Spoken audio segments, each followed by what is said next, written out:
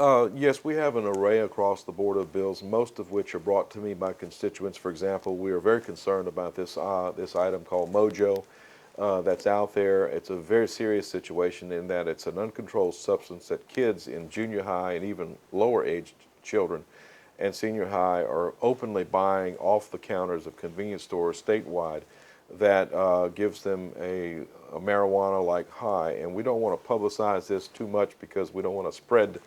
this little thing, this little fad going on right now, but it is a very, very serious situation that's affecting our kids. And most of the kids are not involved in that, but it just takes one in a crowd that can create enough peer pressure to get other kids brought into this type of illicit activity.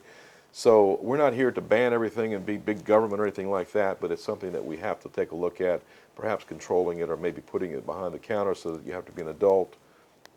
21 or over, or have it behind the counter or something like that.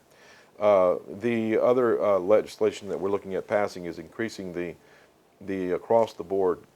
cuts from 5%, which was passed constitutionally a few years ago, to 10% across the board, so that we would have, as legislators, more leverage so that we can avoid deeper cuts or many of the cuts in higher ed. As you know, the governor, and I agree with him, in that we've got to do all we can do to preserve the funding for higher ed. I'm committed to that. I'll continue to be committed to that,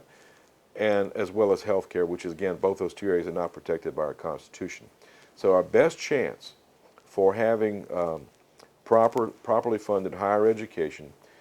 and health care is for constituents throughout the state to call their representatives and their senators to push and to promote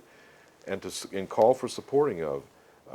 the bill that's going to allow for a 5 to 10% across the board cut